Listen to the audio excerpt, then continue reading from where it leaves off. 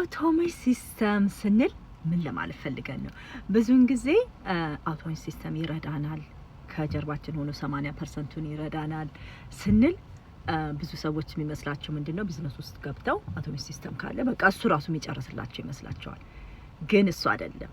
አውቶሜት ሲስተም ማለት ለኛ 80%ን ይሰራልናል። ግን ምን ይጠይቃል? የኛን ኮሚትመንት ይጠይቃል። ስራዎችን ያቃልልልናል፣ ኢሜሎችን ይመልስልናል፣ ወይም ደግሞ እንዴ ነው ስኬጁል እንድናደርግ ይረዳናል። ግን የኛ ኮሚትመንት ከሌለ አውቶሜት ሲስተም ራሱ በራሱ ሊሰራ አይችልም።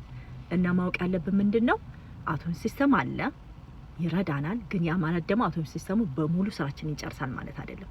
ከኛ ኮሚትመንት ይፈልጋልና ኮሚትመንታችንን ማድረግ አለብን እላለሁኝ። እንዴት ነው አውቶሜት ሲስተም የሚሰራው? እንዴት ነው ስኬጁል የማደርገው? እንዴት አድርጌ ነው 80% እንዲሰራልኝ የማደርገው? ከራሴ 20 ደቂቃ 20% ሰጥቼ 80% እንዴት አድርጎ ይሰራልኛል ለምትሉ ሰዎች ዴም አድርጉልኝ። እኛ ቢዝነስ ውስጥ እንዴት አድርጎ እንደሚሰራ አውቶሜት ሲስተም አሳያችኋለሁ፣ ሜንቶር አረጋችኋለሁ። መልካም ቀን።